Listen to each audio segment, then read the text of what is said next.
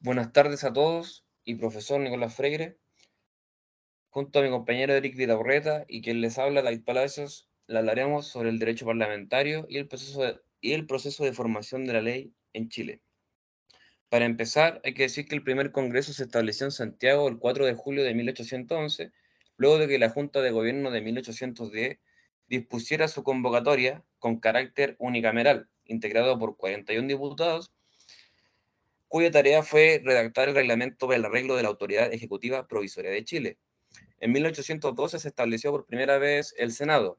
Después, en 1822, el Congreso Nacional adquiere su carácter bicameral, dado que se crea una Cámara de Diputados. El poder legislativo hoy en Chile tiene una estructura bicameral. Esto quiere decir que está compuesto por el Senado y la Cámara de Diputados. Producto de la ley 20.840, la conformación de ambas corporaciones cambió a partir del 2018. El número de diputados aumentó a 155 y en el caso del Senado subieron a 43 senadores, que ahora en 2022 llegarán a 50, lo que se mantendrá de aquí en adelante. Este es el esquema, cómo se conforma actualmente el Senado y la Cámara de Diputados, con sus distintas coaliciones y convergencias. Las funciones y atribuciones del Congreso. La sede del Congreso Nacional de Santiago se utiliza para la realización de algunas sesiones de comisiones reuniones. No obstante, la sede oficial y del legislativa se encuentra en Valparaíso, hace no más de 30 años. La atribución exclusiva del Congreso Nacional, de acuerdo al artículo 54 de la Constitución, son aprobar o desechar los tratados internacionales que le presente el presidente de la República ante la ratificación, sirviéndose para ello de las normas constitucionales que regulan el proceso de formación de las leyes. Debe pronunciarse respecto de los estados de excepción constitucional en la forma prescrita por el inciso segundo del artículo 40. Debe elegir al presidente de la República cuando exista vacancia en el cargo y faltaran al menos 2 años para la próxima elección presidencial. Será elegido por el Congreso Pleno por la mayoría absoluta de los senadores y diputados en ejercicio. La función inspectiva y fiscalizadora. Esta es una función que no está taxativa en los mecanismos normativos, pero es sumamente importante para el principio de probidad, para el principio de eficiencia y también para la fiscalización en general, tanto del gobierno como de ambas cámaras. Se controla cuando se resguarda el principio de legalidad y juridicidad establecido en nuestra Constitución en los artículos 6 y 7. En cambio, el fiscalizar, dice Bronfman de la Fuente y Parada, tiene más que ver con emitir un juicio y valorar respecto a la conveniencia o la oportunidad de las decisiones adoptadas por el gobierno en el ejercicio de sus funciones. La función exclusiva que entrega la Constitución a la Cámara de Diputados se basa en una atribución institucional para pedir cuentas del gobierno respecto de su gestión y evaluarla políticamente, cosa que no puede hacer el Senado. Los medios de fiscalización son, de acuerdo al artículo 52, los acuerdos, las observaciones, la solicitud de antecedentes. Después, la citación de ministros de Estados, en caso de ser necesario, y las comisiones especiales investigadoras. En cuanto al Senado, para ser senador, los requisitos son ser ciudadano con derecho a sufragio, tener 35 años de edad o más, haber cursado la educación media o equivalente. En cuanto a la duración del cargo, los senadores ejercen sus cargos por un periodo de 8 años. Sin embargo, el senador se renueva en parcialidades cada 4 años, correspondiéndoles en una ocasión a los senadores de las regiones impares y en otra a los senadores de las regiones pares. Aquí tenemos algunas de las funciones que cumplen en cuanto a la Cámara de Diputados y el Senado.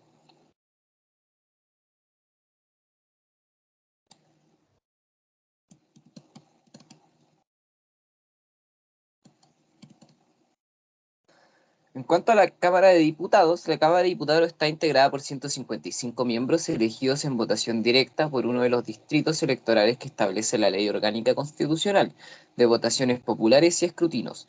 Duran 4 años en sus cargos y pueden ser reelectos. La integración de estas cámaras fue objeto de la reforma por la Ley 20.840, que estableció 28 distritos electorales, ninguno de los cuales elige menos de 3 ni más de 8 diputados.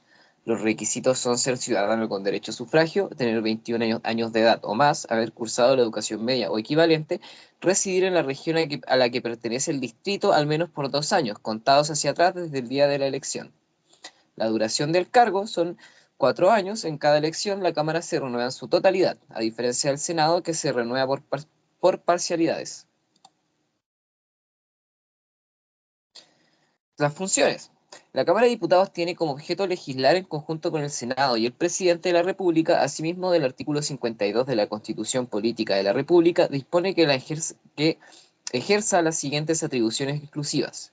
Fiscalizar los actos del gobierno. Para ejercer esta atribución, la Cámara puede adoptar acuerdos o sugerir observaciones al Presidente de la República por medio del ministro que corresponda, citar a un ministro para formularle preguntas en relación con materias vinculadas al ejercicio de su cargo, crear comisiones investigadoras con el fin de reunir informaciones relativas a determinados actos del gobierno. En ningún caso estas acciones se afectan la responsabilidad política de los ministros de Estado.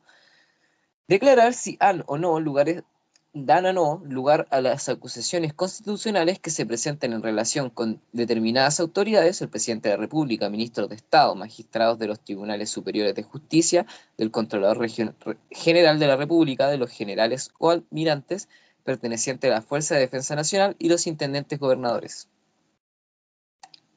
La organización interna de la Cámara de Diputados y del Senado. Primero hay que establecer los presidentes y las mesas de cada Cámara. Los presidentes de la Cámara de Diputados y del Senado disfrutan de un conjunto de potestades de importancia ad intra, aunque su gran mayoría ellas solo pueden ejercerse de acuerdo con normas reglamentarias y convenciones parlamentarias que determinan su forma y su contenido, de acuerdo todo a la potestad reglamentaria. Ad extra, los presidentes de la Cámara y Senado disfrutan de una mayor presencia en los medios de comunicación social, factor que puede beneficiarlo en su partido político y en su carrera como mandatario popular. Según el artículo 21 del reglamento del Senado, en la primera sesión de cada periodo legislativo, el Senado debe elegir a un presidente y un vicepresidente que constituyen la mesa de la corporación. En la práctica, la duración del cargo del presidente del Senado dentro de un periodo legislativo depende del acuerdo alcanzado entre todas las bancadas o entre las bancadas que conforman la mayoría, al que comprende también el cargo de vicepresidente. Si se trata de un acuerdo amplio, la integración de la mesa comprenderá a senadores pertenecientes a la bancada de gobierno y oposición. El acuerdo debe sustentarse solo en el voto conforme de senadores adscritos a las bancadas mayoritarias. La regulación constitucional dispone que el presidente del Senado recibe el juramento o promesa del presidente de la República electo y asume como vicepresidente de la República en caso de impedimento para tomar posesión del cargo. Subroga al presidente en ejercicio de los supuestos del artículo 29 y también el artículo 106 establece que integra el Consejo de Seguridad Nacional. La mesa es un cuerpo colegiado de dirección que en nuestras cámaras disfruta de limitadas atribuciones de conducción y coordinación. En las asambleas en que el presidente es débil, suele existir una mesa con atribuciones importantes de gobierno cameral, y a la inversa, cuando el presidente acumula facultades relevantes, la mesa tiende a tener un poder disminuido. Dada su integración en Chile, que es colegiada, la mesa suele aplicar de manera imparcial normas o convenciones parlamentarias en el ejercicio de sus funciones. Otra vez, según el artículo 21, la corporación estará integrada por el presidente del Senado y por su vicepresidente. Mesa de Diputados. Este órgano interno de la Cámara refleja el carácter colectivo de la dirección superior de la corporación, o al menos proyecta una extra noción de una coordinación superior compartida en la cabeza de una organización de carácter horizontal. Es la representatividad del órgano la que lo provee de la legitimidad para adoptar decisiones procedimentales sustantivas, en la mayoría de los casos junto con los comités. En la Cámara de Diputados, la mesa puede ser entendida como un órgano de coordinación de la labor administrativa. La mesa del Senado también es un cuerpo colegiado de dirección que en nuestras cámaras disfruta de limitadas atribuciones de conducción y coordinación. En las asambleas en las que el presidente es débil suele existir una mesa con atribuciones importantes del gobierno cameral y a la inversa.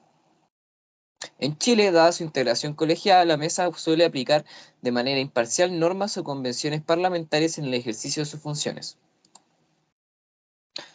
Los comités constituyen la proyección o expresión de los partidos políticos en el Congreso y por ende no es posible reconocer su existencia antes de que los partidos constituyeran uno de los elementos centrales de la dinámica parlamentaria. En el derecho comparado reciben denominaciones tales como grupos parlamentarios, fraction o parliamentary party. El inicio de estos organismos puede remontarse a las prácticas de Whigs y Tories, que a comienzos del siglo XVIII ofrecían apoyo a los parlamentarios que necesitaban ser conocidos. Las comisiones constituyen una forma de organización del trabajo parlamentario que comienza a desarrollarse durante el siglo XIX. En esencia ejercen competencias que apoyan o complementan las funciones que cumple la Asamblea o bien ejercen atribuciones delegadas por el Pleno. La reunión en pequeños grupos para adoptar decisiones satisface una exigencia de la propia política y de ahí que este método de trabajo sea también adoptado en el Poder Ejecutivo y en distintos niveles de administraciones territoriales y organizaciones privadas.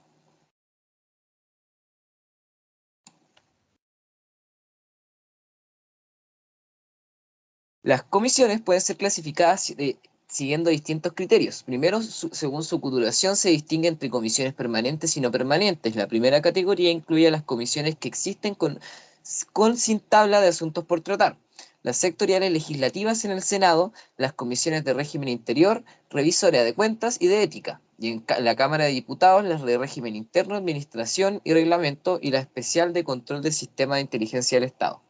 La segunda comprende aquellas comisiones formadas solo para pronunciarse sobre un asunto o materia determinada. Una vez concluida su labor se disuelven, especialmente las unidas, las mixtas y las de investigación. Segundo, en consideración a sus integrantes, pueden dividirse en comisiones camarales integradas solo por diputados o por senadores, como es el caso de las permanentes, las unidas y las especiales, comisiones mixtas compuestas por miembros de ambas ramas del Congreso Nacional, especial de presupuesto. Tercero, según su fuente normativa, pueden ser constitucionales, comisiones mixtas y especiales investigadoras según el artículo 52. Atribuciones del presidente de la Cámara de Diputados. El presidente de la Cámara de Diputados tiene a su cargo competencia de dirección y de coordinación dentro de la corporación, lo cual es lo más importante. No existe jerarquía en las relaciones entre parlamentarios y por lo tanto los poderes presidenciales se ejercen en una organización de tipo horizontal. La regulación constitucional del presidente de la Cámara de Diputados es más bien incidental, lo que tiene sentido tratándose de una autoridad que tiene las competencias que el propio órgano ha decidido otorgarle en función de su mejor desempeño interno. Eh, eh, a propósito de su impedimento temporal, el presidente electo para tomar posesión del cargo se sitúa en la cual debe asumir dicho cargo con el 17 título de vicepresidente de la República a falta del presidente del Senado. En cuanto a la atribución del presidente de la Cámara del Senado, está encargado de presidir las sesiones de sala de la corporación. Su función en este ámbito comprende la preparación de la sesión, la conducción del debate y su registro. La tradición parlamentaria, el ejercicio de este tipo de atribuciones se encuentra sometido a detalladas reglas, tanto formales como la del reglamento del Senado, como convencionales.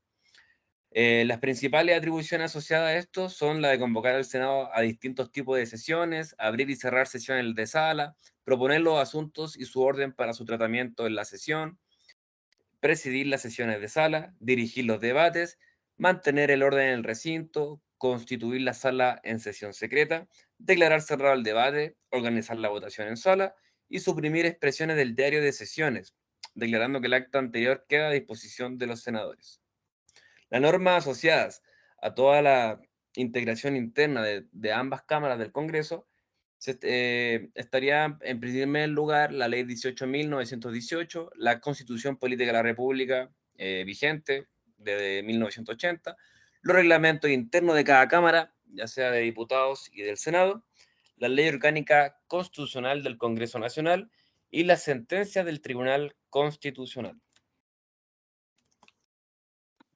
Proceso de formación de ley. Conforme al artículo 65 de la Constitución, las leyes pueden tener dos orígenes, en la Cámara de Diputados o en el Senado, por mensaje que dirija el presidente de la República o por moción de cualquiera de sus miembros. La tramitación de un proyecto de ley puede iniciarse tanto en la Cámara de Diputados como en el Senado. La primera que estudia el proyecto recibe el nombre de la Cámara de origen, en tanto la otra pasa a constituirse como la Cámara Revisoria. La normativa En la Constitución dispone que en algunas materias las leyes solo pueden tener su origen en la Cámara de Diputados y en otras solo en el Senado. En tales casos, el presidente de la República deberá enviar un mensaje a la Cámara correspondiente si se trata de una materia de su iniciativa exclusiva. Ejemplo, las leyes sobre tributos, presupuesto de la nación y sobre reclutamiento solo pueden tener origen en la Cámara de Diputados. Las leyes sobre amnistías e indultos generales solo pueden originarse en el Senado. Sin perjuicio de esto, el Poder Ejecutivo tiene la facultad de conceder indultos particulares. En el caso de las mociones parlamentarias, ellas se deben presentar en la Cámara a la que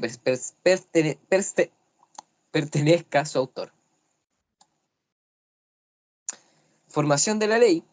Al inicio de cada sesión de la sala se da cuenta del ingreso de los proyectos que han sido presentados por el presidente de la República o por los parlamentarios. Luego, a proposición del presidente de la corporación respectiva, la sala envía a una o más comisiones el proyecto para que sea analizado en sus aspectos generales por parlamentarios especializados en la materia.